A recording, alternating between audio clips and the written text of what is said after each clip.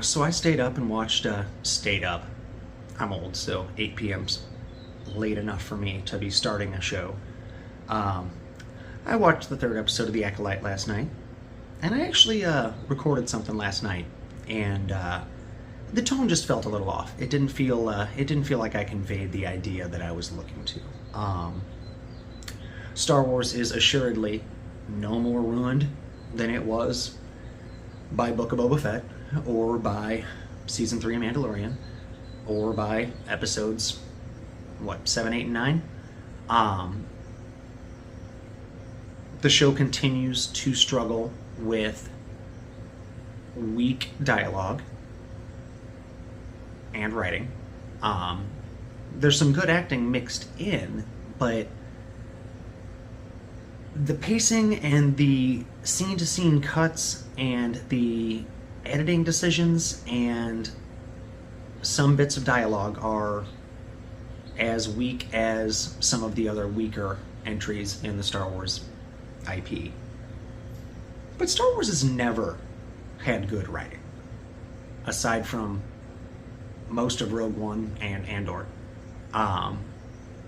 It's not what it is. It's escapist fantasy, set in space. Episode 3 of The Acolyte was heralded as the, utter doom and ruin of Star Wars. It was the woke DEI episode. A shoulder touch and some kind words and a little bit of a lover's spat. There was literally like no sexualization in the episode at all. Yeah, it was a coven of witches that were clearly lesbian coded.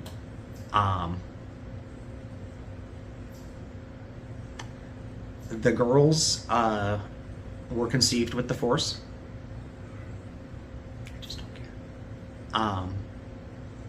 Why Plagueis and Palpatine would have to be the only ones that could ever figure out how to do that seems silly to me. The Chosen One prophecy has changed its meaning over the past 45 years as retcons and opinions and things change over the years. I look at it as using the Force in a similar way to the way modern science is using IVF and CRISPR. I don't understand what the controversy is, unless you are just trying to hide behind the hate, or the poor writing is that much of a deal breaker for you in your escapist sci fantasy.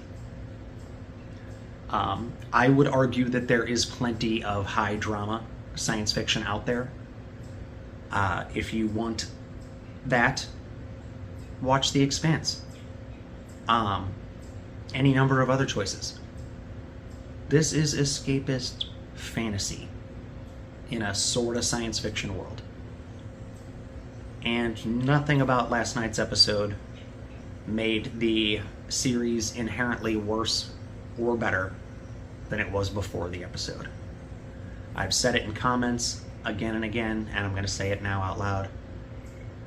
Letting people that are different from you play in your sandbox is not that big a deal. Star Wars is a gigantic sandbox. Let them play. Nobody's hurting anybody. Anyway, I thought it was pretty decent. Not great, decent.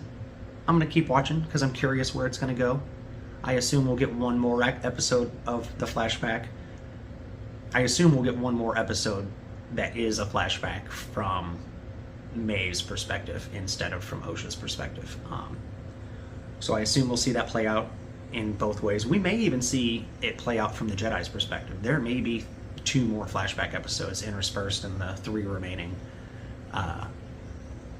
regular episodes. It'd be interesting if they did that, just every other. Go back to the Kelnaka next episode, then do a backtrack, then do one more, then do one more, then do a final. It could work. I don't know. I don't like that much flashback. I prefer if they only did one more. But I'm curious where it goes. Obviously, something more happened.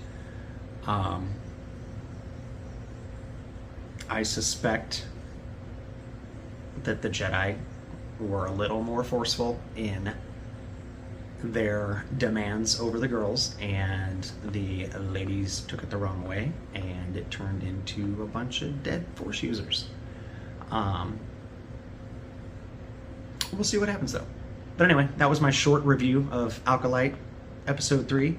I moderately enjoyed it. We'll put it that way. 7 out of 10. 6.75 out of 10. Not as good as the first 2 episodes, but still kind of cool.